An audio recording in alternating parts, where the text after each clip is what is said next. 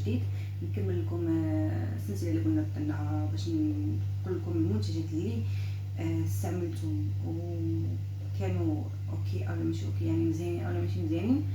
المهم اليوم غنتكلم لكم على واحد المكنسه. المهم هي ماشي شي حاجه، المهم انا نتكلم خلينا نعرفوا شنو المميزات ديالها. انا نوريكم على ما كنهضر على هذه المكنسه هذه لوكاين.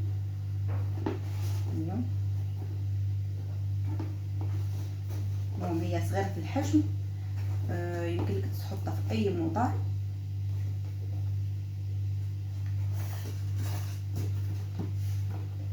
هي كتجي هكذا، عندها الشاحن الكهربائي ديالها، هي ما كتبقاش لاصقه في الضوء، هي كتسرجها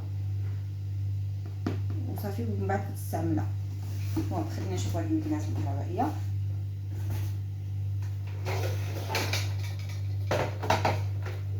انا ديجا استعملتها باش نعرف واش ما يمكنش نتكلم عليها وباقي ما استعملتها ما والو. المهم هاي استعملتها كما كتجي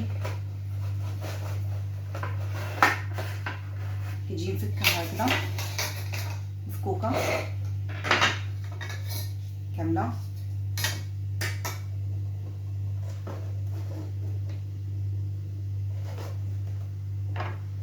كما كتشوفوا عاد كتركب انتينك، هي سهله في التركب بزاف. كنشوفوا غير هادو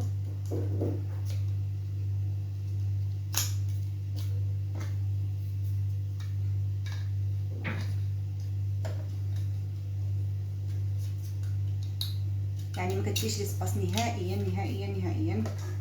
وهذا اليد ديالها فوقاني حتى هو كيتركب بكل سهوله. معلكم تشوفوا غير هادو ملي كيدخلوا في هاد الدوارات هادو. المهم ها هو اليد ركبناه، اذا تشوفوا هكذا. هذا فين عندها هنايا شي شطابات.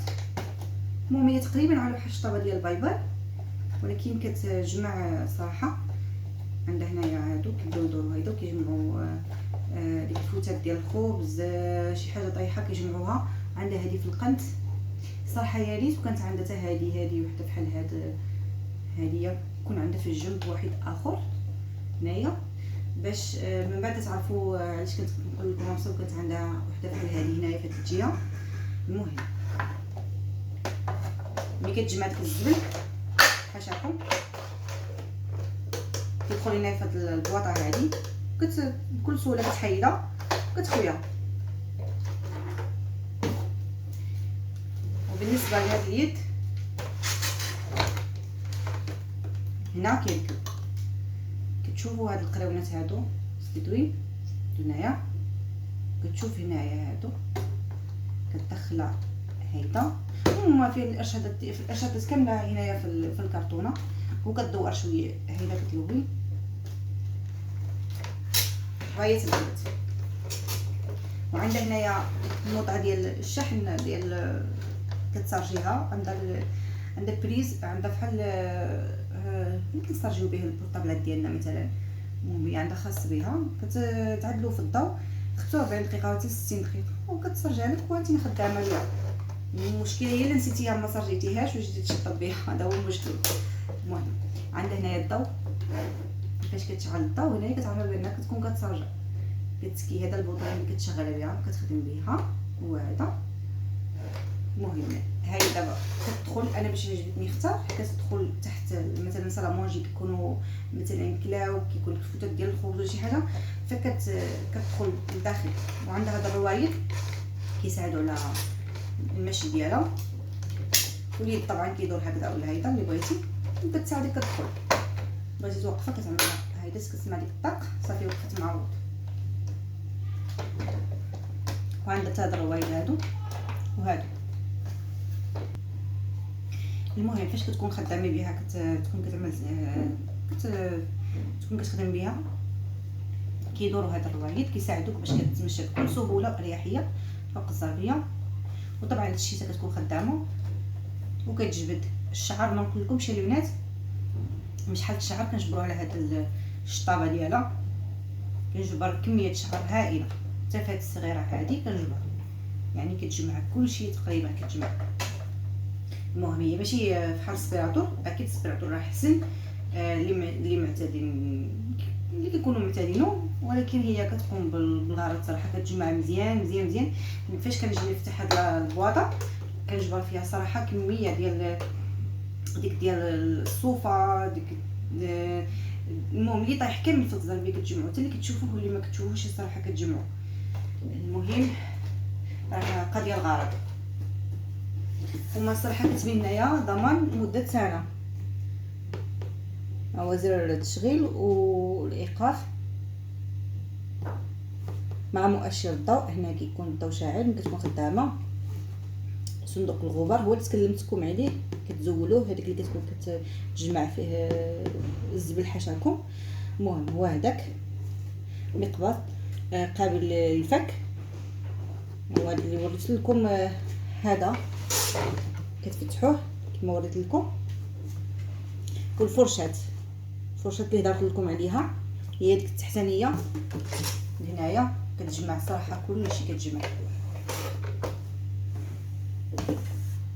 هي قابله للفصل زعما كتفصلها يعني مزيان، كما كديش الوقت ما كديش عفوا ليسباس مره ما عندكش مشكل مع تخشيها مول الباب، تفك وتخشيها تحت شي فراش، المهم اي حاجه ما عندكمش مشكله، ما تجبروش شي مشكل صراحه.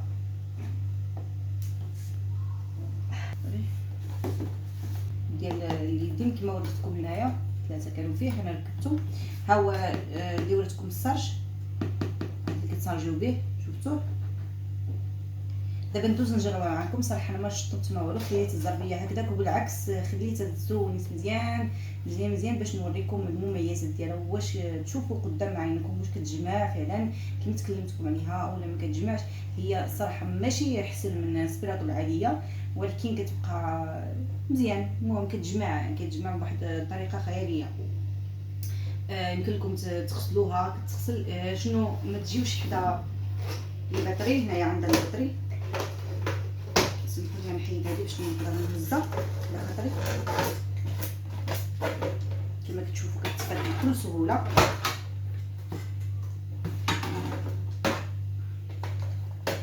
هنا هادو هما الحجيرات ديال السرج، شفتوهم. انا دابا كنغسلها، ماشي ما كنغسلاش، ولكن ما كنجيش الجنب ديال هذا، خصوصا ملي كيكون خصني نخدم بها نعملها فوق الفروشه اولا شي حاجه. نتوما عارفين ما يمكنش فوق الزربيه تخدم بها فوق الفرش، كيكون هنا الغبار وداكشي الغبار عفوا، فما يمكنش. المهم هنا كتكون السرج. انا ما كنجيش من الجهه ديال هنا لهنا فين هذه المومبيه هذه، ما كنجيش كنغسلها غير من الداخل. كنفتحها هكذا كنغسلها من الداخل لحد هنايا هكذا.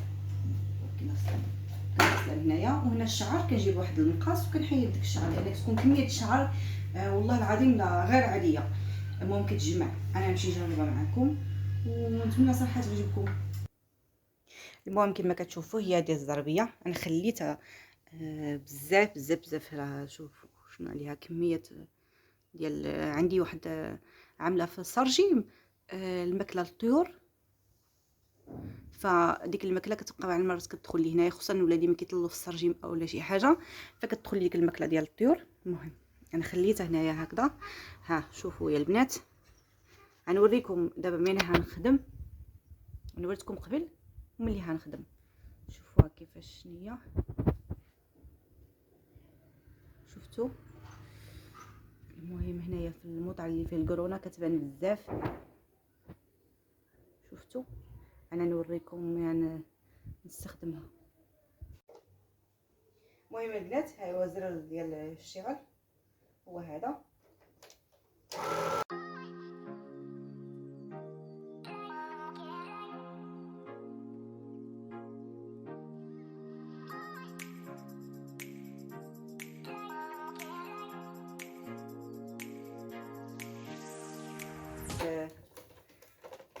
الا كنتو عقلتو قلت لكم هاد الشطابه اللي في الجنب هذه هذه كندوز بها مع الحواشي ديال المطربه، مع الحواشي ديال المطربه كندوز بها. هنا في هذه الجهه هذه ما يمكنليش ندوز بها، في الجهه هذه ما كايناش، ما كتنقيليش الحواشي اللي مع المطربه ما كتنقيهمليش. اما هذه الجهه هذه فراه كتدوز لي مع الحشيه المطربه، يعني كتطلع ديك اللي كيكون تما كامل كتطلعو.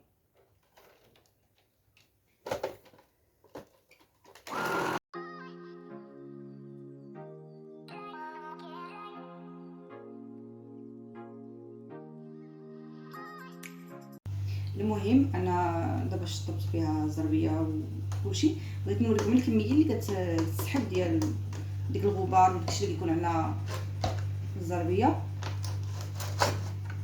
شوفوا البنات،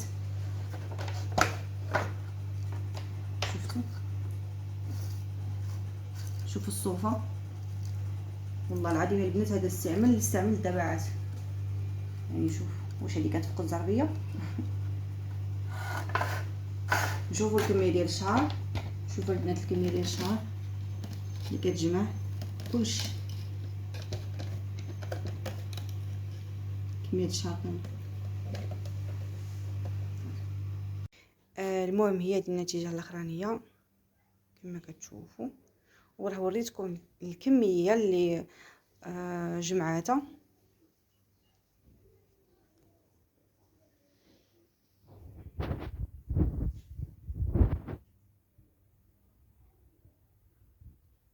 المهم راه كتجمع مزيان البنات، راه كترجع الزربيه، راه كترجع نقيه بزاف بزاف بزاف بزاف.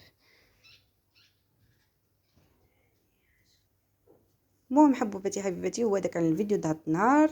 اذا عجبكم الفيديو لايك واشتراك وتفعيل الجرس وكومونتير، فضلا وليس امرا.